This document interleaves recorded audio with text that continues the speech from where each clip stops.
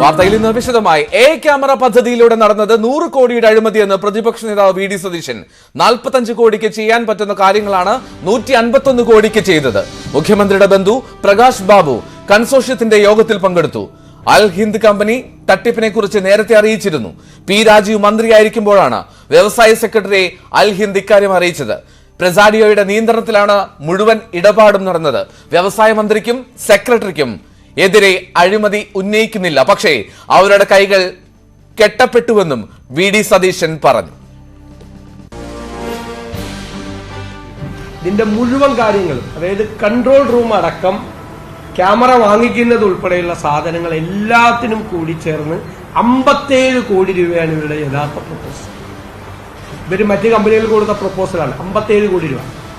ഇതിൽ തന്നെ ഇത് എക്സോർബിറ്റൻ റേറ്റ് ആണ്. ഈ ക്യാമറയ്ക്കൊന്നും മാർക്കറ്റിൽ ഈ വിലയില്ല. ഒന്ന്, ഇവർ പ്രപ്പോസ് ചെയ്തിരിക്കുന്ന പലതും പഴയ സിസ്റ്റമാണ്, ഏറ്റവും ലേറ്റസ്റ്റ് അല്ല. ഏറ്റവും ലേറ്റസ്റ്റ് ആയിട്ടുള്ള സിസ്റ്റത്തിന് ഇതിനേക്കാൾ വില കുറഞ്ഞ് വാങ്ങിക്കാൻ പറ്റും. അതായിരുന്നു ആദ്യത്തെ കമ്പനിയും പ്രസാദിയയും തമ്മിലുള്ള തർക്കം. അതായിരുന്നു ഗവൺമെന്റിനെ അവരെ അറിയിച്ചിട്ടുമുണ്ട് ആദ്യത്തെ കമ്പനി. കാരണം ഇതിന്റെ അകത്ത് ട്രാൻസ്പെറന്റ് അല്ല, സുതാര്യമല്ല ഇതിന്റെ അകത്തെ വില നിശ്ചയിച്ചിരിക്കുന്നത്. അപ്പൊ ഈ 57 കോടി രൂപ തന്നെ യഥാർത്ഥത്തിൽ 45 കോടി രൂപയോളം ചെയ്യാൻ പറ്റുന്ന വർക്കാണ് 57 കോടി രൂപയായിട്ട് പറഞ്ഞിരിക്കുന്നത്. യഥാർത്ഥത്തിൽ എത്രയാണ് ടെൻഡർ തുക? 151 കോടിയാണ്. അപ്പൊ 45 കോടിക്ക് ചെയ്യാൻ പറ്റാവുന്ന കാര്യങ്ങളാണ്. ഇവര് തന്നെ 57 പറഞ്ഞിരിക്കുന്നത്. ആണ് 151 കോടി രൂപയ്ക്ക് ടെൻഡർ കൊടുത്തിരിക്കുന്നത്. അത് കാർട്ടൽ രൂപീകരിച്ചിട്ടാണ് ടെൻഡർ കിട്ടിയത്. കോമ്പറ്റേറ്റീവ് ടെൻഡർ അല്ല കിട്ടിയിരിക്കുന്നത്. ഇവരുടെ തന്നെ കാർട്ടലുകളാണ്, കൂടെയുള്ള ആളുകൾ തന്നെയാണ് മത്സരിച്ചത്. അത് ഇപ്പൊ അശോക് ബിൽഡേഴ്സും അക്ഷര ഇതെല്ലാം വളരെ ക്ലിയർ ആയിട്ട് ഇവരുമായിട്ട് അസോസിയേറ്റ് ചെയ്തിരിക്കുന്ന ഇവരുടെ സബ് കോൺട്രാക്ടും കാര്യമാണ്. അവർ തന്നെ കാർട്ടൽ ഫോം ചെയ്തിട്ട് ഈ റേറ്റിൽ വാങ്ങിച്ചിരിക്കുകയാണ്. യഥാർത്ഥത്തിൽ 50 കോടി രൂപയിൽ താഴെ മാത്രം ചെലവായ മുഴുവൻ കാര്യം കൺട്രോൾ റൂം സ്ഥാപിക്കുന്നതും കൺട്രോൾ റൂം ഫേർണിച്ചർ ഉൾപ്പെടെയുള്ള മുഴുവൻ കാര്യങ്ങൾ എല്ലാത്തിനും കൂടിയുള്ള ചെലവാണ്. ക്യാമറ വാങ്ങിച്ചുൾപ്പെടെ ബാക്കി 100 കോടി. എന്നിട്ട് ഇത് കിട്ടിയ SRITക്ക് 6% കമ്മീഷൻ, വേറെ ഒരു പണിയില്ല. 9 കോടി രൂപ അവർക്ക് കൊടുക്കും. ബാക്കി പൈസ ഇവര് വീതം വെച്ചിട്ടുണ്ട്. ഇതായിരുന്നു പ്ലാൻ. സുധി വിശ്വനാഥനാണ് വിവരങ്ങളുമായി ചേരുന്നത്. സുധി, ഈ കൊച്ചിയിൽ മാധ്യമങ്ങൾക്ക് മുന്നിൽ വി ഡി സതീശൻ ഉന്നയിക്കുന്നത് സർക്കാരിന്റേത് 100 കോടി രൂപയുടെ അഴിമതിയാണെന്നാണ്. എന്തൊക്കെ തെളിവുകളുടെ അടിസ്ഥാനത്തിലാണ് പ്രതിപക്ഷ നേതാവിന്റെ ഈ ആരോപണം?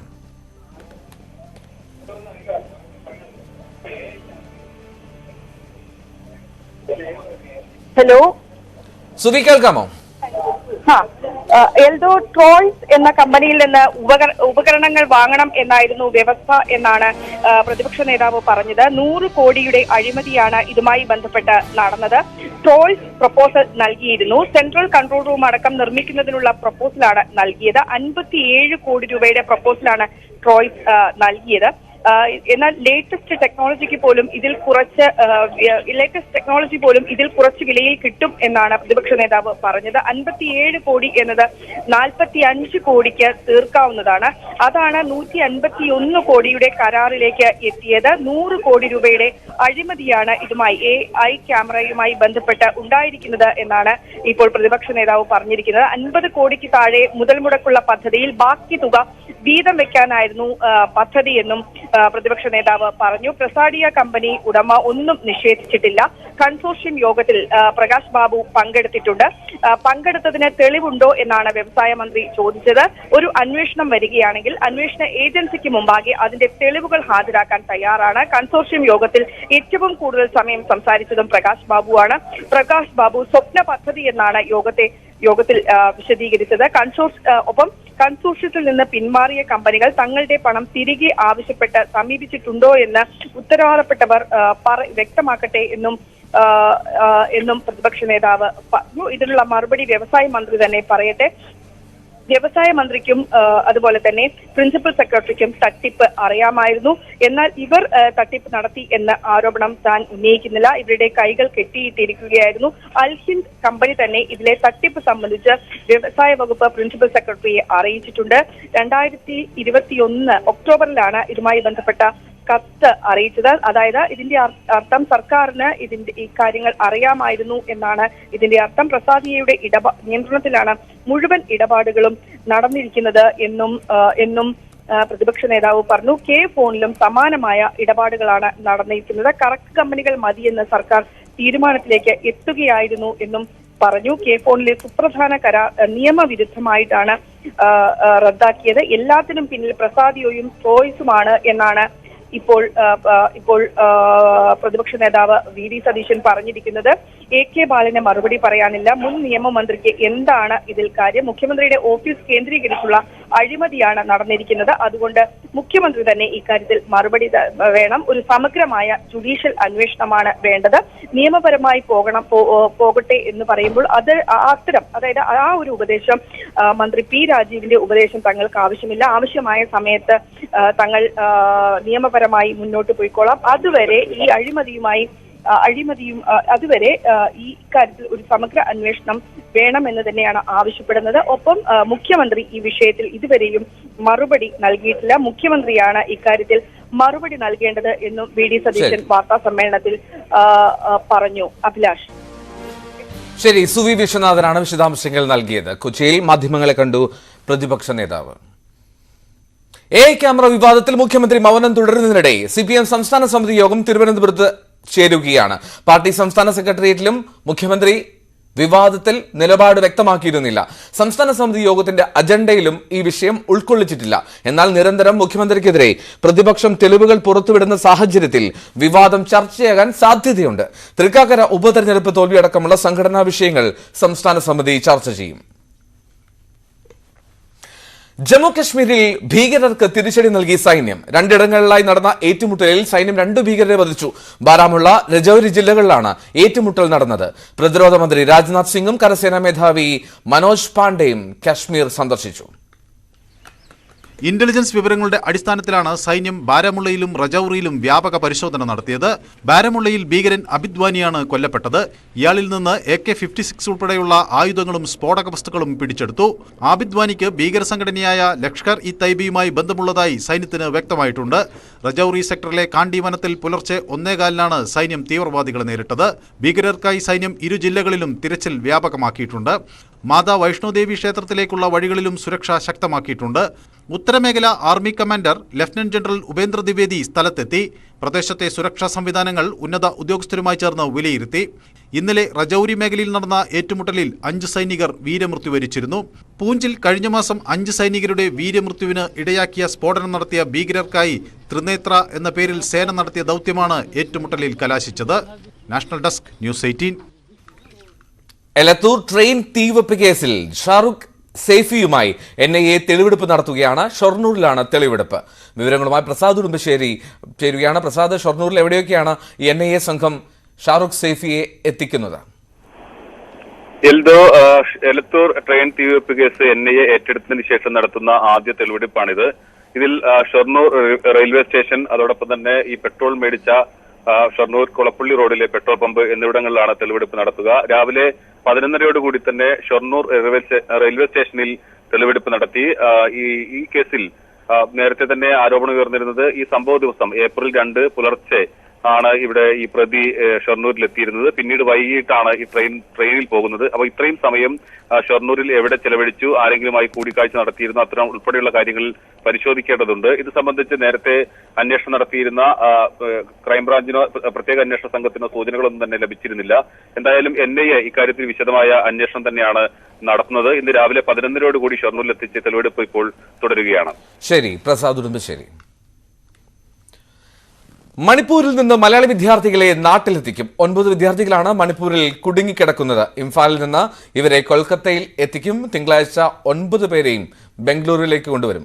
വിമാനയാത്രാ ചെലവ് സർക്കാർ വഹിക്കും.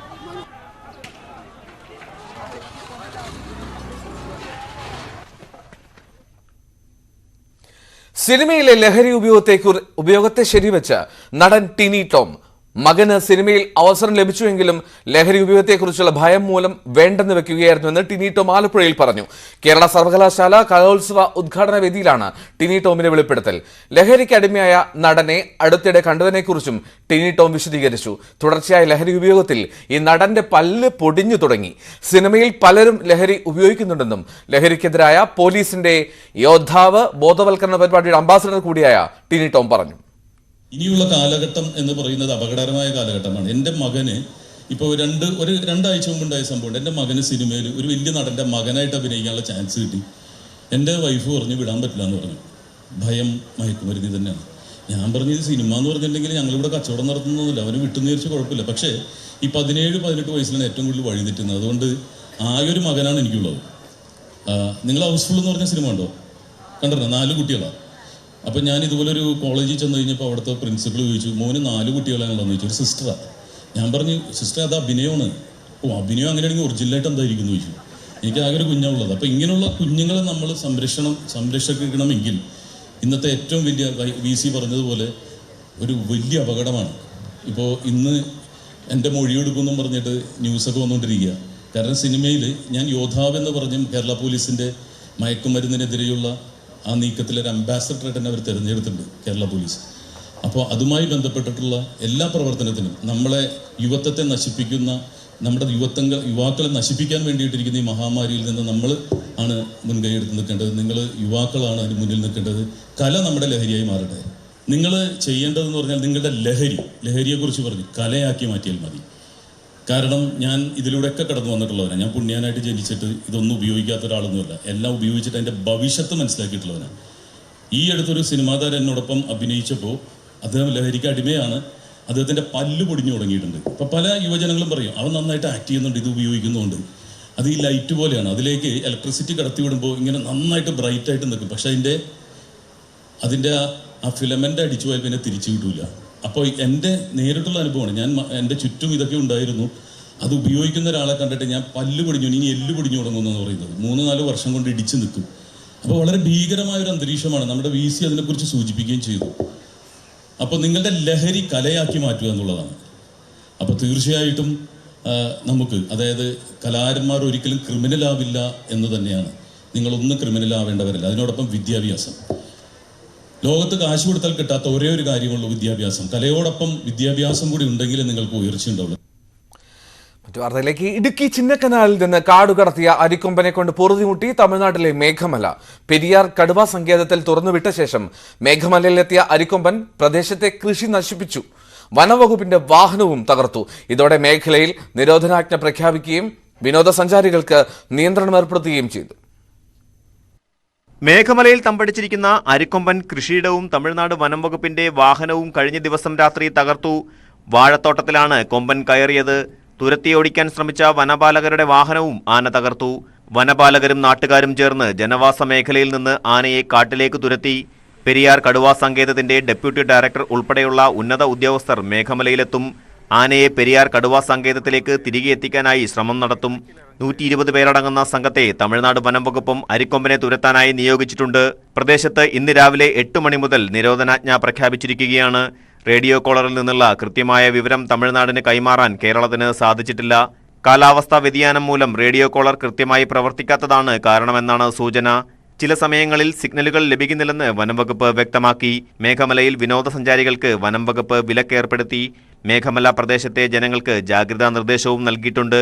മേഘമലയിലും പരിസര പ്രദേശങ്ങളിലും അരിക്കൊമ്പന്റെ സഞ്ചാരം കണക്കിലെടുത്ത് തേനി ജില്ലാ ഫോറസ്റ്റ് ഓഫീസറും തേനി ജില്ലാ പോലീസ് സൂപ്രണ്ടും മേഘമലയിൽ പരിശോധന നടത്തി. ന്യൂസ് 18 മേഘമല. അരിക്കൊമ്പന്റെ ജീവിതം സിനിമയാവുകയാണ്. ബാദുഷ സിനിമാസിന്റെയും പെൻ ആൻഡ് പേപ്പർ ക്രിയേഷൻസിന്റെയും ബാനറിലാണ് ചിത്രം. ഇടി, മോഹൻലാൽ തുടങ്ങിയ സിനിമകളുടെ സംവിധായകൻ സാജിദ് ദഹിയാണ് ചിത്രം സംവിധാനം ചെയ്യുക. ഗാനരചയിതാവ് എന്ന നിലയിൽ ശ്രദ്ധേയനായ സുഹൈൽ എം കോയയുടേതാണ് കഥ. അരിക്കൊമ്പൻ ഞങ്ങൾ കുറച്ച് നാളായിട്ട് ചെയ്യാൻ ആഗ്രഹിക്കുന്ന ഒരു സബ്ജക്റ്റാണ്. ഈ ഭയങ്കര ഇൻട്രസ്റ്റിംഗ്, വളരെ സിനിമാറ്റിക് ആണ് അരിക്കൊമ്പൻ്റെ. ഇപ്പം നമ്മൾ കേൾക്കുന്ന സ്റ്റോറീസ് ആണെങ്കിലും പല ഭയങ്കര സിനിമാറ്റിക് ആയിട്ടുള്ളൊരു സ്റ്റോറി ലൈനാണ്. അപ്പം നമ്മൾ ഒരു 6-7 മാസത്തോടെ അതിൻ്റെ പുറകെയാണ്.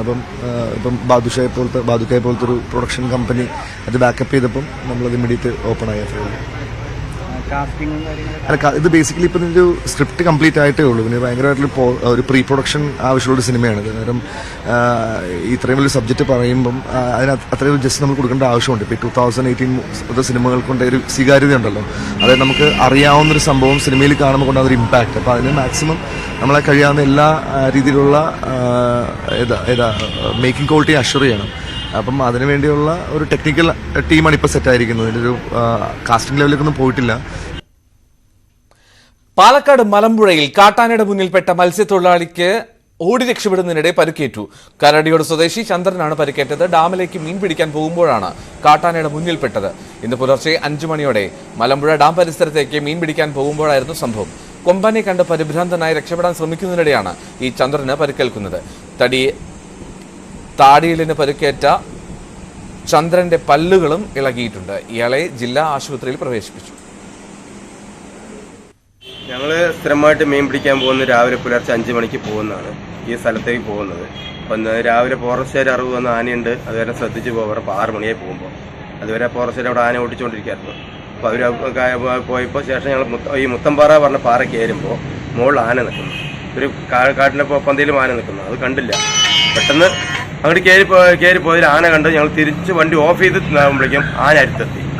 ഈ PT 14 സംഭവം. ആന അടുത്തെത്തി. ആന അടുത്ത് ആ ബേജാറിൽ ആൾ പാറപ്പുറത്ത് വീണു. കൂടെയുള്ള ആൾ കൈപ്പിടിച്ച് വലിച്ചു. എന്നിട്ട് ഒരു വീഴ്ചയും കൂടി വന്നപ്പോൾ താടിയെല്ലാം പോയിട്ടുണ്ട്, പല്ല് ഇളകിയിട്ടുണ്ട്. അതാണ് ഇപ്പോൾ സംഭവിച്ചിരിക്കുന്നത്. എന്താ വെച്ചാൽ അത്രയും നേരം നമുക്ക് കൂടെ അപ്പോഴേക്കും വിളിച്ചു പറഞ്ഞു, ഫോറസ്റ്റുകാരെ കൂടെ ഇന്ന സംഭവം കൊണ്ട് പറഞ്ഞു. അവർ വണ്ടിയായിട്ട് വന്ന് ഹോസ്പിറ്റലിൽ കൊണ്ടുവന്നു. ബ്രിട്ടൻ കാത്തിരിക്കുന്ന രാജാഭിഷേകത്തിന് ഇനി ഏതാനും മണിക്കൂറുകൾ മാത്രം. ബ്രിട്ടീഷ് രാജവംശത്തിന്റെ പുതിയ രാജാവായി 74-കാരനായ ചാൾസ് മൂന്നാമൻ ഇന്ന് സ്ഥാനാഭിഷിക്തനാകും. 70 വർഷത്തിന് ശേഷമാണ് ബ്രിട്ടീഷ് രാജകുടുംബത്തിലെ കിരീടധാരണ ചടങ്ങ്. ഇന്ത്യൻ സമയം ഉച്ചകഴിഞ്ഞ് 2:30 കിരീടധാരണ ചടങ്ങുകൾ ആരംഭിക്കുക. 1066 മുതലുള്ള ബ്രിട്ടീഷ് രാജകുടുംബ ചരിത്രത്തിലെ 40ാം കിരീടധാരണം. 70 വർഷങ്ങൾക്ക് ശേഷമാണ് ബ്രിട്ടീഷ് ജനത കിരീടധാരണത്തിന് സാക്ഷ്യം വഹിക്കുന്നത്. 1953 ജൂൺ 2-ന് 25-ാം വയസ്സിൽ 2ാം എലിസബത്ത് ബ്രിട്ടീഷ് രാജകുടുംബത്തിന്റെ അതിഥിയാകുമ്പോൾ ചാൾസിന് പ്രായം 4 വയസ്സ് മാത്രം. പിന്നീട് അങ്ങോട്ടുള്ള 7 പതിറ്റാണ്ട് കിരീടാവകാശിയായി ചാൾസ്. തലമുറകൾക്ക് ശേഷമുള്ള ബ്രിട്ടീഷ് രാജാഭിഷേകമായതിനാൽ ലോകത്തെ ഭൂരിഭാഗം ജനതയ്ക്കും ഇന്നത്തെ ചടങ്ങുകൾ പുതുക്കാഴ്ചകളാകും. ഇതിനു മുമ്പ് മറ്റൊരു ബ്രിട്ടീഷ് കിരീടധാരണ ചടങ്ങും ടെലിവിഷനിൽ ലോകം തത്സമയം കണ്ടിട്ടില്ല. ബക്കിംഗ്ഹാം കൊട്ടാരത്തിൽ നിന്നും ഡയമണ്ട് ജൂബിലി സ്റ്റേറ്റ് കോച്ചിലെ ഘോഷയാത്ര 2 കിലോമീറ്റർ അകലെയുള്ള വെസ്റ്റ്മിനിസ്റ്റർ ആബി എന്ന പള്ളിയിലെത്തുന്നതോടെ കിരീടധാരണ ചടങ്ങുകൾ ആരംഭിക്കും. ആംഗ്ലിക്കൻ സഭയുടെ തലവനായ കാൻറ്റർബറി ആർച്ച് ബിഷപ്പ് ജസ്റ്റിൻ വെൽബിയാണ് മുഖ്യ കാർമ്മികൻ. സോവറിൻ ഓർബ്, വജ്രമോതിരം, അംശവടി, കിരീടം എന്നിവ പുതിയ രാജാവിന് കൈമാറും. 700 വർഷം പഴക്കമുള്ള ഓക്കുതടിയിൽ തീർത്ത സെയിന്റ് എഡ്വേർഡ് ചെയറാണ് കിരീടധാരണത്തിനായി ഉപയോഗിക്കുന്നത്. കാമിലയെ രാജ്ഞിയായി വാഴിക്കുന്ന ചടങ്ങും ഇതോടൊപ്പമാണ്. ചടങ്ങുകൾക്ക് ശേഷം സെന്റ് എഡ്വേർഡ് കിരീടത്തിനു പകരം ഇംപീരിയൽ സ്റ്റേറ്റ് ക്രൗൺ ധരിച്ചാകും സ്വർണ്ണരഥത്തിൽ രാജാവും രാജ്ഞിയും കൊട്ടാരത്തിലേക്ക് മടങ്ങുക. വിൽസ്റ്റൺ ചർച്ചിലിനു ശേഷം ബ്രിട്ടീഷ് കിരീടധാരണത്തിന് നേതൃത്വം വഹിക്കുന്ന ആദ്യ പ്രധാനമന്ത്രിയാകും ഋഷി സുനക്. വിവിധ ലോകരാജ്യങ്ങളിൽ നിന്നുള്ള പ്രതിനിധികൾ ഉൾപ്പെടെ 2000-ഓളം പേർക്കാണ് ചടങ്ങിൽ ക്ഷണമുള്ളത്. ഇന്ത്യയെ പ്രതിനിധീകരിച്ച് ഉപരാഷ്ട്രപതി ജഗ്ദീപ് ധൻഖറാണ് കിരീടധാരണ ചടങ്ങിൽ പങ്കെടുക്കുക. International desk, news 18. സരുണെ ജോസ് ചേരുകയാണ് വിവരങ്ങളുമായി ഇന്റർനാഷണൽ ഡെസ്കിൽ നിന്ന്. സരുൺ, വളരെ പരിമിതമായിട്ടുള്ള അതിഥികളാണ് ഈ ചടങ്ങിനെത്തുന്നത്. ഇന്ത്യയിൽ നിന്നും വളരെ കുറച്ചു പേർ മാത്രം. ഈ ചടങ്ങിന്റെ വിശദാംശങ്ങൾ എന്തൊക്കെയാണ്? എൽദോ, ബ്രിട്ടൻ കാത്തിരുന്ന കിരീടധാരണത്തിന് ഇനി ഏതാനും മണിക്കൂറുകൾ മാത്രമാണ് സമയം. ഇന്ത്യൻ സമയം 2:50 ഈ ബ്രിട്ടനിലെ ഈ കിരീടധാരണ ചടങ്ങുകൾ ആരംഭിക്കും. വെസ്റ്റ് മിനിസ്റ്റർ ആബിയിലാണ് ഈ കിരീടധാരണ ചടങ്ങുകൾ. 1066 മുതൽ ബ്രിട്ടീഷ് രാജകുടുംബത്തിലെ കിരീടധാരണ ചടങ്ങുകൾ ഈ പള്ളിയിൽ വെച്ചാണ് നടക്കുക. കാൻറ്റർബറി ആർച്ച് ബിഷപ്പാണ് കിരീടധാരണ ചടങ്ങുകൾക്ക് നേതൃത്വം നൽകുന്നത്. 2:50 ഇന്ത്യൻ സമയം 2:50 ബക്കിംഗ്ഹാം കൊട്ടാരത്തിൽ നിന്നും രഥഘോഷയാത്രയായാണ് ഈ ചാൾസ് രാജാവും അതുപോലെ തന്നെ ഭാര്യ കമീല ക്യൂൻ കൺസോർട്ടും ഈ പള്ളിയിലേക്ക് പോവുക. 200-ഓളം സൈനികർ, അതായത് റോയൽ ഗാർഡ്സും ബ്രിട്ടീഷ് സൈനികരും ഈ രഥഘോഷയാത്രയെ അനുഗമിക്കും. പിന്നീട് ഈ പള്ളിയുടെ പടിഞ്ഞാറൻ വാതിലിൽ കൂടിയാണ് ഇവർ പ്രവേശിക്കുക. ഇതിനുശേഷമായിരിക്കും ഈ തൈലാഭിഷേകവും അതുപോലെ തന്നെ സ്ഥാനചിഹ്നങ്ങൾ, അതായത് സോവറിൻ ഓർബ്, അംശവടി, വജ്രമോതിരം തുടങ്ങിയവ രാജാവിന് കാൻറ്റർബറി ആർച്ച് ബിഷപ്പ് കൈമാറുന്ന ചടങ്ങുകളാണ്. ഇതിനുശേഷമായിരിക്കും കിരീടധാരണ ചടങ്ങ് നടക്കുക. ഇന്ത്യൻ സമയം ഏകദേശം 3:30 കൂടിയായിരിക്കും ഈ കിരീടധാരണ ചടങ്ങ് എന്നാണ് അറിയാൻ സാധിക്കുന്നത്. ഇതിനുശേഷം പിന്നീട് ഈ പുതിയ രാജാവിൻ്റെ കൈ ചുംബിക്കുന്ന ചടങ്ങായിരിക്കും. ഇതിനുശേഷം ഈ ബക്കിംഗ്ഹാം കൊട്ടാരത്തിലേക്ക് സ്വർണ്ണരഥ ഘോഷയാത്രയായി ഇവർ പോകും. ഇതിനുശേഷമായിരിക്കും പിന്നീട് ഈ ഫ്ലൈ പാസ്റ്റും അതുപോലെ തന്നെ ഒപ്പം ഈ അതിഥികൾക്കുള്ള വിരുന്ന് സൽക്കാരവും നടക്കുക. ഇതോടെ ചടങ്ങുകൾക്ക് അവസാനമാകും. പിന്നീട് നാളെയായിരിക്കും ഈ മറ്റ് ഈ മ്യൂസിക്കൽ ചടങ്ങുകൾ ഒക്കെയുള്ള പരിപാടികൾ നാളെയാണ് സംഘടിപ്പിച്ചിട്ടുള്ളത്. ഏതായാലും 70 വർഷത്തിന് ശേഷം ഇതാദ്യമായാണ് ബ്രിട്ടനിൽ കിരീടധാരണ ചടങ്ങ് നടക്കുന്നത്. ഇതിനായുള്ള അതിഥികളും അതുപോലെ തന്നെ ഈ പുതിയ കാഴ്ച കാണുവാനുള്ള ആളുകളും കഴിഞ്ഞ ദിവസം തന്നെ ഈ സ്ഥലങ്ങളിലെത്തി അവരുടെ ഇരിപ്പിടങ്ങളിൽ സ്ഥാനമുറപ്പിച്ചിരുന്നു. 2 കിലോമീറ്റർ ദൂരമാണ് ഈ രഥഘോഷയാത്ര നടക്കുക.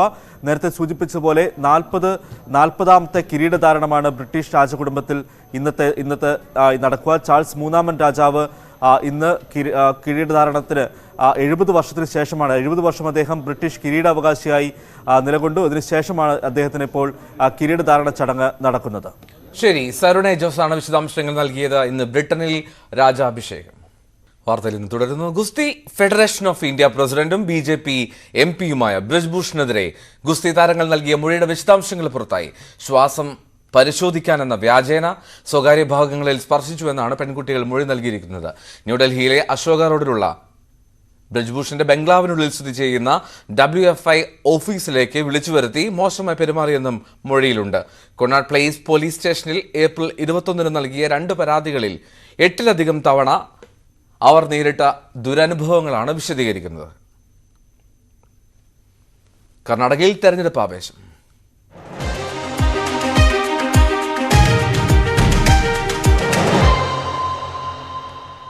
ബംഗളൂരു നഗരത്തെ ഇളക്കിമറിച്ച് പ്രധാനമന്ത്രി നരേന്ദ്രമോദിയുടെ റോഡ് ഷോ. നിയമസഭാ തെരഞ്ഞെടുപ്പിന്റെ പരസ്യ പ്രചാരണം അവസാനിക്കാൻ 2 ദിവസം മാത്രം ബാക്കി നിൽക്കെയാണ് മോദിയുടെ ഈ റോഡ് ഷോ. JP നഗറിൽ നിന്നും രാവിലെ 10 മണിയോടെ ആരംഭിച്ച റോഡ് ഷോ പുരോഗമിക്കുകയാണ്. 26 കിലോമീറ്റർ നീളുന്ന റോഡ് ഷോ നഗരത്തിലെ 18 മണ്ഡലങ്ങളിലൂടെയാണ് കടന്നുപോകുന്നത്. തുറന്ന വാഹനത്തിൽ സഞ്ചരിച്ച പ്രധാനമന്ത്രിയെ റോഡിന്റെ ഇരുവശത്തും ആയിരങ്ങൾ അഭിവാദ്യം ചെയ്തു. അതേസമയം BJP വിട്ട് കോൺഗ്രസിൽ എത്തിയ മുൻ മുഖ്യമന്ത്രി ജഗദീഷ് ഷട്ടാറിന് വോട്ട് തേടി കോൺഗ്രസ് നേതാവ് സോണിയാഗാന്ധി ഹുബള്ളി ധാർവാഡ് മണ്ഡലത്തിലെത്തും. വൈകിട്ട് 5 മണിക്കാണ് റാലി. സോണിയാഗാന്ധിയുടെ ഏക തെരഞ്ഞെടുപ്പ് റാലി കൂടിയാണ് ഇത്. കൊലപാതക കേസിലെ പ്രതിയുടെ സ്ഥാനാർത്ഥിത്വത്തോടെ സുള്ളിയയിലെ BJP പ്രവർത്തകൻ പ്രവീൺ നെട്ടാരുവിന്റെ കൊലപാതകം ദക്ഷിണ കന്നഡ മേഖലയിൽ തെരഞ്ഞെടുപ്പിൽ ചർച്ചയായിരിക്കുകയാണ്. കേസിൽ ജയിലിൽ കഴിയുന്ന ഷാഫി ബെള്ളാരെയാണ് പുത്തൂർ മണ്ഡലത്തിലെ SDPI സ്ഥാനാർത്ഥി. എന്നാൽ പുത്തൂർ അടക്കമുള്ള ശക്തി കേന്ദ്രങ്ങളിൽ വിമത ഭീഷണി BJP നേരിടുന്നു.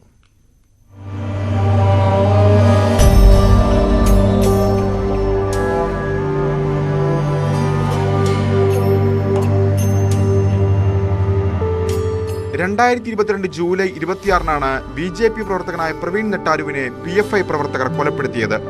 കർണാടക BJPയിൽ വലിയ കോളിളക്കമുണ്ടാക്കി പ്രവീൺ നെട്ടാരുവിന്റെ കൊലപാതകം. പാർട്ടി ഭരിക്കുന്ന സംസ്ഥാനത്ത് പ്രവർത്തകർക്ക് പോലും സംരക്ഷണം നൽകാൻ കഴിയുന്നില്ലെന്നായിരുന്നു അണികളുടെ രോഷത്തിന് കാരണം. കൊലപാതകത്തിന് പിന്നാലെ പ്രവർത്തകർ സംസ്ഥാന അധ്യക്ഷൻ നളിൻ കുമാർ കട്ടീലിന്റെ കാർ തടയുകയും ആഭ്യന്തരമന്ത്രിയുടെ വസതിയിലേക്ക് മാർച്ച് നടത്തുകയും ചെയ്തു.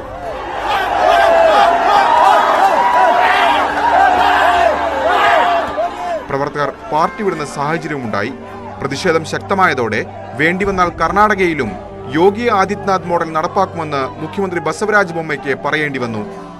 BJP നിർമ്മിച്ചു നൽകിയ വീട് ഇക്കഴിഞ്ഞ ആഴ്ചയാണ് പ്രവീണിന്റെ കുടുംബത്തിന് കൈമാറിയത്. എന്നാൽ കേസിലെ പ്രതി ഷാഫി ബെള്ളാരെ അയൽമണ്ഡലമായ പുത്തൂരിൽ SDPI സ്ഥാനാർത്ഥിയായതോടെ കൊലപാതകം വീണ്ടും ചർച്ചയായിരിക്കുകയാണ്. നിലവിൽ ജയിലിലാണ് Shafi Bellare. He is still inside. But Indian Constitution allows even for a jail inmate to contest elections. So he is contesting from nearby constituency, Puttur of Dakshin Kannada. And this is we cannot comment on Constitution of India, but it's unfortunate a person who has committed such a heinous crime is contesting election, and he is thinking he can win the election, and I don't know what kind of justice he can deliver to the society, and what good he can do to the society when he is a murder crime. കഴിഞ്ഞ നിയമസഭാ തെരഞ്ഞെടുപ്പിൽ BJP വലിയ നേട്ടമുണ്ടാക്കിയ മേഖലയാണ് ദക്ഷിണ കന്നഡ. പക്ഷേ ഇത്തവണ വലിയ വെല്ലുവിളി BJP നേരിടുന്നുണ്ട്. ദക്ഷിണ കന്നഡ ജില്ലയിലെ 8-7 കഴിഞ്ഞ തവണ വിജയം BJPക്കായിരുന്നു. UT ഖാദർ വിജയിച്ച മംഗലാപുരം സീറ്റ് മാത്രമാണ് കോൺഗ്രസിന് ആശ്വാസമായത്. ശക്തി കേന്ദ്രമായ പുത്തൂരിൽ ഇത്തവണ വിമത ഭീഷണി നേരിടുന്നുണ്ട് BJP.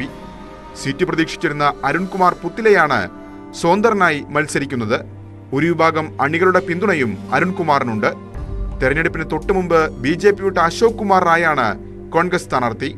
BJP സ്ഥാനാർത്ഥിക്ക് പുറമെ BJP പശ്ചാത്തലമുള്ള 2 പേർ കൂടി പോരാടുന്ന പുത്തൂരിൽ എന്ത് സംഭവിക്കുമെന്നത് ദക്ഷിണ കന്നഡയിലെ രാഷ്ട്രീയത്തിൽ നിർണായകം. KP ധനേഷിനൊപ്പം സുള്ളിയിൽ നിന്ന് ER രാഗേഷ്, ന്യൂസ് 18. മനുഷ്യനെ ബഹിരാകാശത്തെത്തിക്കുന്ന ഇന്ത്യയുടെ ഗഗൻയാൻ പദ്ധതി അടുത്ത വർഷമെന്ന് ISRO ചെയർമാൻ S. സോമനാഥ്. ആളില്ലാ വിക്ഷേപണമാണ് നടത്തുക. തുടർ പരീക്ഷണങ്ങൾ പൂർത്തീകരിക്കാനുണ്ട്. ചന്ദ്രയാൻ 3 ജൂലൈ 3 വിക്ഷേപിക്കുമെന്നും അദ്ദേഹം പറഞ്ഞു. ഇന്ത്യൻ റോക്കറ്റ് പാഡിൽ വിദേശ റോക്കറ്റുകൾ വിക്ഷേപിക്കാനുള്ള ആലോചന നടക്കുന്നുണ്ട്. റോക്കറ്റുകളുടെ നിർമ്മാണം വ്യാവസായിക അടിസ്ഥാനത്തിൽ ആരംഭിച്ചു. PSLVയുടെ നിർമ്മാണം ഹിന്ദുസ്ഥാൻ എയറോനോട്ടിക്കൽസിനെ ഏൽപ്പിച്ചതായും അദ്ദേഹം പറഞ്ഞു. ISRO chairman S. സോമനാഥ് നമ്മോടൊപ്പം ചേരുകയാണ്. വ്യാവസായിക അടിസ്ഥാനത്തിൽ ISROയെ മാറ്റിയെടുക്കുന്ന കാര്യം, സാറ്റലൈറ്റുകൾ മറ്റു ലോഞ്ച് ചെയ്യുന്ന കാര്യം നേരത്തെ പറഞ്ഞിരുന്നു. ആ ഒരു പദ്ധതി എവിടെ വരെ എത്തി? അത് ഓൾറെഡി തുടങ്ങിക്കഴിഞ്ഞല്ലോ. ഇപ്പോൾ കഴിഞ്ഞ 2 പ്രധാന വിക്ഷേപണങ്ങൾ GSLV മാർത്രയുടെ OneWebന് വേണ്ടി നടത്തിയ വിക്ഷേപണങ്ങൾ വാണിജ്യാടിസ്ഥാനത്തിലുള്ള വിക്ഷേപണങ്ങളാണ്.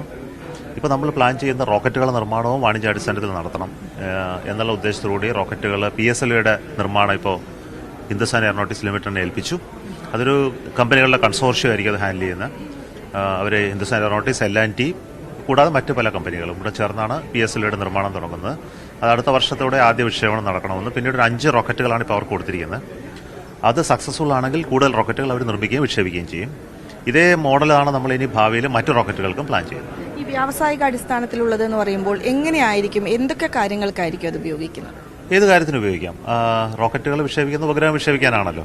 അപ്പോൾ ഉപഗ്രഹങ്ങളെ കൊമേഴ്ഷ്യലായിട്ട് വിക്ഷേപിക്കുക, അല്ലെങ്കിൽ രാജ്യത്തിൻ്റെ വിക്ഷേപിക്കുക, പിന്നീട് അത് ഫോറിൻ സ്ഥലങ്ങളിൽ കൊണ്ട് വിക്ഷേപിക്കുക. അപ്പോൾ ഏത് തരത്തിലുള്ള ഫ്രീഡം അവർക്ക് കൊടുത്തിരിക്കുകയാണ്.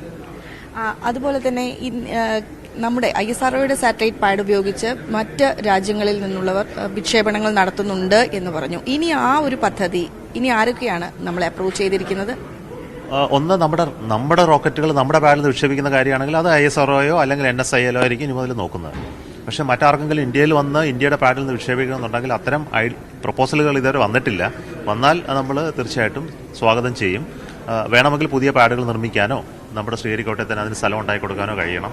കാരണം ഇതിൻ്റെ എല്ലാം പ്രധാന ഉദ്ദേശം ഇന്ത്യയിൽ തന്നെ നിർമ്മിക്കപ്പെടണം ഈ റോക്കറ്റുകൾ. അങ്ങനെയാകുമ്പോൾ ഇന്ത്യയിൽ ഒരു ഇൻഡസ്ട്രിയൽ എക്കോസിസ്റ്റം ഉണ്ടാകും, കുറേ അധികം ആളുകൾക്ക് ജോലി കിട്ടും. അപ്പോൾ ഈ ഒരു പ്ലാൻ അനുസരിച്ചിട്ടാണ് നമ്മൾ ഇത്തരം പ്രപ്പോസലുകൾ മുന്നോട്ട് കൊണ്ടുപോകുന്നത്. ആദ്യ ദിവസങ്ങൾ മികച്ച കളക്ഷനുമായ കേരളത്തിൽ വന്ദേ ഭാരത് ട്രെയിൻ 6 ദിവസത്തിൽ നേടിയത് 3 കോടിയോളം രൂപയാണ്. ഓൺലൈൻ ബുക്ക് ചെയ്തതിൽ 27,000-ലധികം പേർ ട്രെയിനിൽ യാത്ര ചെയ്തു. ഏപ്രിൽ 28 മുതൽ മെയ് 3 വരെയുള്ള ഓൺലൈൻ ടിക്കറ്റ് ബുക്കിംഗ് കണക്ക് പ്രകാരം 2,70,00,000 രൂപയാണ് വന്ദേ ഭാരത് ട്രെയിനുകളിൽ നിന്ന് ലഭിച്ച വരുമാനം. 6 ദിവസത്തിൽ 31,412 ബുക്കിംഗ് ലഭിച്ചു. 27,000 പേർ ഇതിൽ യാത്ര ചെയ്തു. ബുക്കിംഗ് ക്യാൻസൽ ചെയ്ത ശേഷം സ്പോട്ട് ബുക്കിംഗ് ലഭിച്ച എണ്ണം കൂടി കണക്കാക്കിയാൽ വരുമാനം ഇനിയും ഉയരും. മെയ് പകുതി വരെയുള്ള ബുക്കിംഗ് പൂർത്തിയായി കഴിഞ്ഞു. കാസർഗോഡ് നിന്ന് തിരുവനന്തപുരത്തേക്കുള്ള ട്രിപ്പിലാണ് കൂടുതൽ വരുമാനം. 1,17,00,000 രൂപയാണ് 6 ദിവസത്തിൽ ലഭിച്ചത്. തിരുവനന്തപുരം കാസർഗോഡ് ട്രിപ്പിന് 1,10,00,000 രൂപയും ലഭിച്ചു. 1,024 ചെയർ സീറ്റുകളും 104 എക്സിക്യൂട്ടീവ് ക്ലാസ് സീറ്റുകളും ഉൾപ്പെടെ 1,128 സീറ്റുകളാണ് ട്രെയിനിനുള്ളത്. തിരുവനന്തപുരം കാസർഗോഡ് യാത്രയ്ക്ക് ചെയർ കാറിന് 1,590 രൂപയും എക്സിക്യൂട്ടീവ് ക്ലാസിന് 2,880 രൂപയുമാണ് നിരക്ക്. തിരികെ കാസർഗോഡ് നിന്ന് തിരുവനന്തപുരത്തേക്ക് ചെയർ കാറിന് 1,520 രൂപയും എക്സിക്യൂട്ടീവിൽ 2,815 രൂപയും നൽകണം. ന്യൂസ് 18 തിരുവനന്തപുരം. വിവാദമായ ദ കേരള സ്റ്റോറി സിനിമയ്ക്ക് നികുതി ഇളവ് നൽകി മധ്യപ്രദേശ്. മുഖ്യമന്ത്രി ശിവരാജ് സിംഗ് ചൌഹാനാണ് ഈ പ്രഖ്യാപനം നടത്തിയത്. സംസ്ഥാനത്തെ ലവ് ജിഹാദ്, മതപരിവർത്തനം, തീവ്രവാദം എന്നിവ തുറന്നുകാട്ടുന്നതാണ് സിനിമയെന്ന് ശിവരാജ് സിംഗ് ചൌഹാൻ പറഞ്ഞു. ലവ് ജിഹാദ് നിരോധന നിയമം കൊണ്ടുവന്ന സംസ്ഥാനമാണ് മധ്യപ്രദേശ്. എല്ലാവരും കാണേണ്ട സിനിമയാണിതെന്നും ശിവരാജ് സിംഗ് ചൌഹാൻ പറഞ്ഞു. द केरला स्टोरी लव जिहाद, धर्मांतरण और आतंकवाद के षड्यंत्र को उजागर करती है, उसके घिनौने चेहरे को सामने लाती है. क्षणिक भावुकता में जो बेटियां लव जिहाद के जाल में उलझ जाती है, उनकी कैसे बर्बादी होती है ये फिल्म बताती है. आतंकवाद के डिजाइन को भी ये फिल्म उजागर करती है. ये फिल्म हमें जागरूक करती है. मध्य प्रदेश में पहले ही हमने धर्मांतरण के खिलाफ कानून बनाया है, लेकिन ये फिल्म जागरूक करती है. इस फिल्म को सबको देखना चाहिए. पालकों को भी देखना चाहिए, बच्चों को भी देखना चाहिए, बेटियों को भी देखना चाहिए. और इसलिए मध्य प्रदेश शासन इस फिल्म को टैक्स फ्री कर रहा है. ദ കേരള സ്റ്റോറിയുമായി ബന്ധപ്പെട്ട പരാമർശങ്ങളിൽ മുഖ്യമന്ത്രി മാപ്പ് പറയണമെന്ന് BJP സംസ്ഥാന ജനറൽ സെക്രട്ടറി MT രമേശ്. വസ്തുതാവിരുദ്ധമായ കാര്യങ്ങളാണ് മുഖ്യമന്ത്രിയും പ്രതിപക്ഷ നേതാവും പ്രചരിപ്പിച്ചത്. IS-ലേക്ക് റിക്രൂട്ട് ചെയ്യപ്പെട്ട പെൺകുട്ടികളുടെ കഥയാണ് സിനിമയായത്. IS-നെ വിമർശിക്കുന്നത് കൊണ്ട് CPM-നും കോൺഗ്രസിനും എന്താണ് പ്രശ്നം? ഉത്തരവാദിത്തപ്പെട്ട സ്ഥാനത്തിരിക്കുന്ന രണ്ട് വ്യക്തികൾ കേരളത്തിന്റെ മതസൗഹാർദ്ദം തകർക്കാനുള്ള ശ്രമമാണ് നടത്തിയതെന്നും അദ്ദേഹം ആരോപിച്ചു. വാർത്തകളിലേക്ക്. തിരുവനന്തപുരം നഗരസഭയുടെ നികുതി പിരിവിൽ വൻ വീഴ്ചയെന്ന് ഓഡിറ്റ് റിപ്പോർട്ടിൽ കുറ്റപ്പെടുത്തൽ. റിസോർട്ടുകൾക്ക് വീടുകളുടെ നികുതി ഈടാക്കിയും ഫ്ളാറ്റ് സമുച്ചയങ്ങൾക്ക് വസ്തുനികുതി ഈടാക്കാതെയുമാണ് ലക്ഷക്കണക്കിന് രൂപയുടെ നഷ്ടമുണ്ടായത്. നികുതി പിരിവിൽ മുൻ വർഷങ്ങളിലും ഗുരുതരമായ വീഴ്ചയാണ് തിരുവനന്തപുരം നഗരസഭ വരുത്തിയത്. ഇതിൽ തിരുത്തൽ വരുത്താൻ നഗരസഭയ്ക്ക് കഴിഞ്ഞില്ലെന്നും റിപ്പോർട്ട് ചൂണ്ടിക്കാട്ടുന്നു. നഗരസഭയുടെ തിരുവല്ലം സോണിൽപ്പെട്ട ബ്രൈറ്റ് റിസോർട്ട് പ്രൈവറ്റ് ലിമിറ്റഡ് എന്ന സ്ഥാപനത്തിന്റെ നികുതി നിർണയം നടത്തിയത് 2015-ലാണ്. റിസോർട്ടാണെങ്കിലും പാർപ്പിടമെന്ന ഗണത്തിൽപ്പെടുത്തിയാണ് നികുതി പിരിച്ചത്. പാർപ്പിടങ്ങൾക്ക് 1 സ്ക്വയർ മീറ്ററിന് 16 രൂപയാണ് വസ്തുനികുതി. റിസോർട്ടുകൾക്ക് 90 രൂപയും, അതായത് പാർപ്പിടങ്ങളുടെ 5 ഇരട്ടിയിലേറെ. ഉയർന്ന തുക നികുതിയായി നൽകുന്നത് ഒഴിവാക്കാനാണ് ബ്രൈറ്റ് റിസോർട്ടിന് നഗരസഭാ ഉദ്യോഗസ്ഥർ വഴിവിട്ട സഹായം നൽകിയത്. ഇതേ റിസോർട്ടിന്റെ രൂപമാറ്റം വരുത്തിയ 20 കെട്ടിടങ്ങളുടെ നികുതി നിർണയവും നടത്തിയിട്ടില്ല. ഉള്ളൂർ സോണൽ പരിധിയിൽ മേരി നിലയം കോൺവെന്റിന്റെ പരിധിയിലുള്ള ഷോപ്പിംഗ് കോംപ്ലക്സിനും നികുതിയിൽ അനർഹമായ ഇളവ് നൽകി. വിമുക്ത ഭടന്മാരുടെ കെട്ടിടങ്ങൾക്ക് നൽകുന്ന നികുതി ഇളവാണ് കോൺവെന്റിന് നൽകിയത്. 1 ലക്ഷത്തിലേറെയാണ് ഇളവ് നൽകിയിട്ടുള്ളത്. നികുതി ഇനത്തിലെ 4.5 ലക്ഷത്തിലേറെ രൂപയുടെ കുടിശ്ശികയും പിരിച്ചെടുത്തിട്ടില്ലെന്നാണ് റിപ്പോർട്ട് വ്യക്തമാക്കുന്നത്. ഉള്ളൂർ ശ്രീകാര്യം പരിധിയിലും വാണിജ്യ കെട്ടിടങ്ങൾക്ക് നികുതി ഇളവ് നൽകി. ഹോട്ടൽ, റെസ്റ്റോറന്റ്, ഷോപ്പ് എന്നീ ഗണത്തിൽപ്പെട്ടവയുടെ നികുതിയാണ് കുറച്ചു നൽകിയത്. കഴക്കൂട്ടം വാർഡിലാണ് ഫ്ളാറ്റ് സമുച്ചയത്തിനായുള്ള അനധികൃത ഇടപെടൽ. 138 യൂണിറ്റുകളുള്ള ഫ്ളാറ്റ് സമുച്ചയത്തിലെ 87 യൂണിറ്റുകൾക്ക് വസ്തുനികുതി ഈടാക്കിയിട്ടില്ല. ഇവിടെ ഒക്യുപ്പൻസി സർട്ടിഫിക്കറ്റ് നൽകുന്നതിന് മുൻപ് താമസം തുടങ്ങുകയായിരുന്നു. ഈ ഫ്ളാറ്റുകൾക്ക് ഇതുവരെ നികുതി നിശ്ചയിച്ച് നൽകാൻ പോലും നഗരസഭയ്ക്ക് കഴിഞ്ഞിട്ടില്ലെന്നും റിപ്പോർട്ട് കുറ്റപ്പെടുത്തുന്നു. നഗരസഭയുടെ പ്രധാന വരുമാന സ്രോതസ്സാണ് വസ്തുനികുതി. അതിലാണ് ഗുരുതരമായ ഇത്തരം വീഴ്ചകൾ. മുൻ വർഷങ്ങളിലും സമാനമായ ക്രമക്കേടുകൾ ഓഡിറ്റ് റിപ്പോർട്ടുകൾ ചൂണ്ടിക്കാട്ടിയിരുന്നു. ഐശ്വര്യാനിൽ, News 18, തിരുവനന്തപുരം. വീട്ടിലിരുന്നും വരുമാനം നേടാമെന്ന പേരിൽ ഓൺലൈൻ തട്ടിപ്പ് വ്യാപകമാണ്. പാലക്കാട് മാത്രം 200-ലേറെ പേരാണ് ഈ സൈബർ പോലീസിൽ പരാതി നൽകിയത്. 20 ലക്ഷം രൂപ വരെ നഷ്ടമായവർ ജില്ലയിലുണ്ടെന്ന് Palakkad cyber police inspector A. Prathap News 18-നോട് പറഞ്ഞു. വീട്ടിലിരുന്ന് 1000 മുതൽ 3000 രൂപ വരെ നേടാം എന്ന് പറഞ്ഞാണ് ഓൺലൈൻ തട്ടിപ്പ്. ഓൺലൈൻ വ്യാപാരത്തിൽ നിക്ഷേപിക്കാൻ ആവശ്യപ്പെടും. ഇതിന്റെ ലാഭവിഹിതം നൽകാമെന്നും വാഗ്ദാനം ചെയ്യും. എന്നാൽ പണം നിക്ഷേപിക്കുന്നവർക്ക് ഓരോ തവണയും പുതിയ നിർദ്ദേശങ്ങൾ ലഭിക്കും. അപ്പോഴേക്കും ലക്ഷങ്ങൾ നഷ്ടമായിട്ടുണ്ടാകും. 500 രൂപ ഇട്ട ആൾക്കാർക്ക് ഏകദേശം അന്ന് വൈകുന്നേരത്തോടു കൂടി തന്നെ ഒരു 700 രൂപ കിട്ടുന്നുണ്ട്. പിന്നെ അതിനുശേഷമുള്ള ടാസ്കുകൾ ഒരു 5 ടാസ്ക് കൊടുത്തിട്ടുണ്ടെങ്കിൽ 2-3 ദിവസം കൊണ്ട് കംപ്ലീറ്റ് ചെയ്യാനുള്ളതാണ്. അതിലും ഇവർ ഈ പൈസ 3 ദിവസം കൊണ്ട് ഇട്ടു. ഈ 10-50,000 1 ലക്ഷം രൂപ ഇട്ട് കൊടുത്തതിന് ശേഷം പിന്നെ ഈ 3 ദിവസത്തിനുള്ളിൽ ഇവർ പിൻവലിക്കാൻ നോക്കുമ്പോഴാണ് ഇവർക്കിത് സാധിക്കാതെ വരുന്നത്. പിന്നെ അടുത്ത ടാസ്ക് തുടങ്ങി. അതിൽ കൂടുതൽ കൂടുതൽ ഡെപ്പോസിറ്റ് ചെയ്തുകൊണ്ടിരിക്കണം.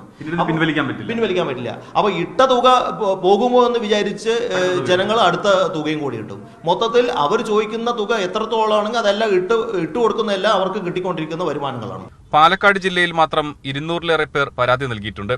20 ലക്ഷം രൂപ വരെ നഷ്ടമായവർ ഇതിലുണ്ട്.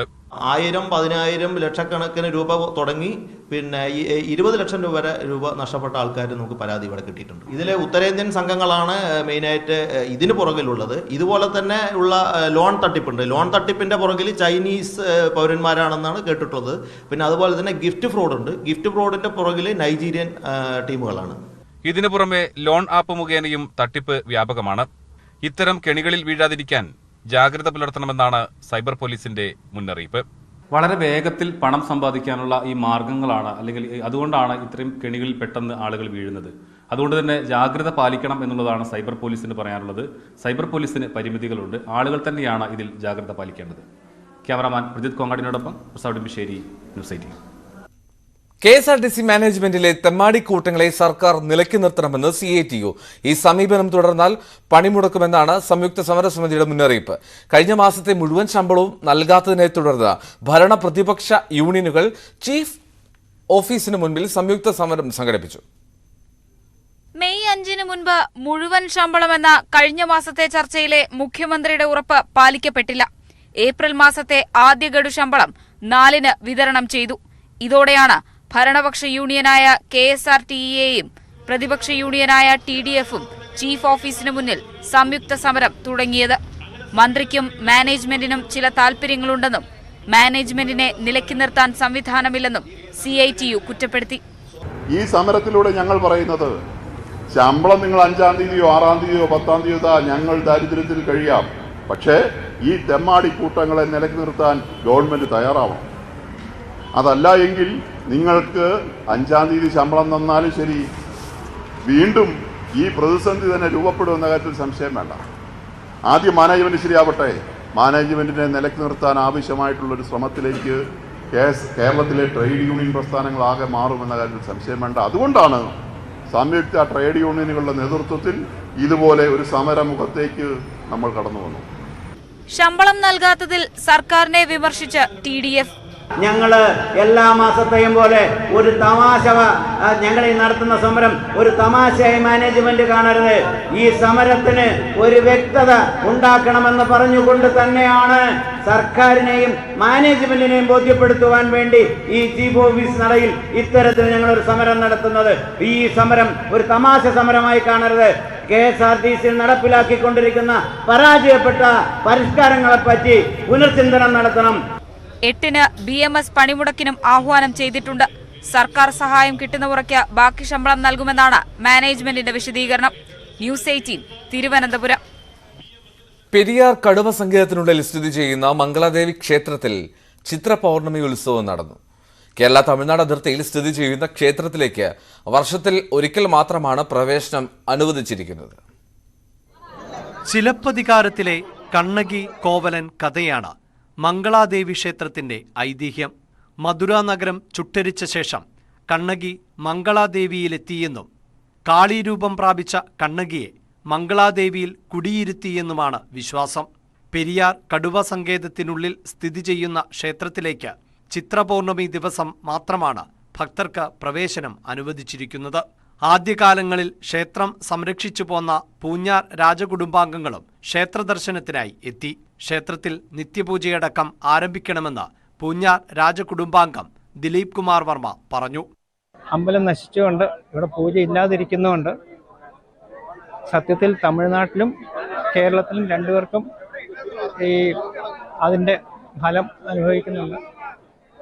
ഇവിടെ ഇത് റിനോവേറ്റ് ചെയ്ത് ദിവസ പൂജയൊക്കെ നടക്കുകയാണെങ്കിൽ രണ്ട് സ്റ്റേറ്റിലും ഈ നല്ലതാണ് രണ്ടുപേർക്കും. ഉത്സവത്തോടനുബന്ധിച്ചുള്ള യോഗങ്ങളിൽ തങ്ങളെ അവഗണിച്ചതായി ഹൈന്ദവ സംഘടനകൾ ആരോപിച്ചു. എല്ലാവരെയും കൂട്ടിയാണ് ക്ഷേത്രത്തിന്റെ ഉത്സവം നടത്തുന്നത് എന്നാണ് പറയുന്നത്. പക്ഷെങ്കിൽ ഈ കേരളത്തെ സംബന്ധിച്ച് ഈ കേരളത്തിലാണ് ഈ ഉത്സവം നടത്തുവാനുള്ള യോഗം കൂടിയത്.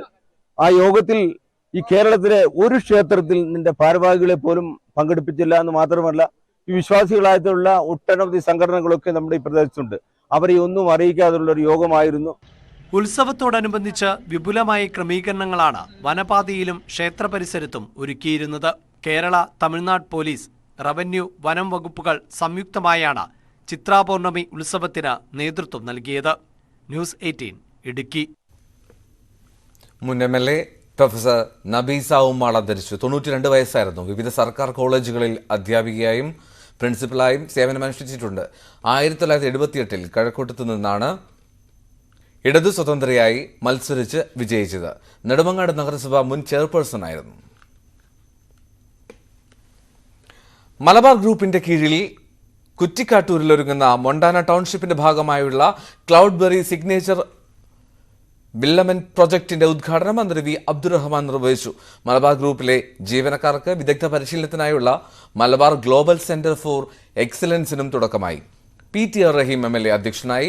Malabar group chairman MP Ahmed, executive director KP Veerankutty എന്നിവർ ചടങ്ങിൽ പങ്കെടുത്തു. 120 ഏക്കറിലധികം വിസ്തൃതിയിൽ അത്യാധുനിക സൗകര്യങ്ങളടങ്ങിയ പാർപ്പിട സമുച്ചയങ്ങളോടെയാണ് മൊണ്ടാന ടൗൺഷിപ്പ് യാഥാർത്ഥ്യമാകുന്നത്. ഇതിന്റെ ഭാഗമായി അൾട്രാ ലക്ഷറി സെഗ്മെന്റിൽ ക്ലൗഡ്ബെറി സിഗ്നേച്ചർ ബില്ലമെന്റ് പദ്ധതിയിൽ ആദ്യഘട്ടമായി 4 ബ്ലോക്കുകളിലായി 22 യൂണിറ്റ് വില്ലകളുടെ നിർമ്മാണവും പൂർത്തിയായി. ഇനി ഇന്നത്തെ സ്വർണം, വെള്ളി, പ്ലാറ്റിനം നിരക്കുകൾ. Tharakans royal jeweller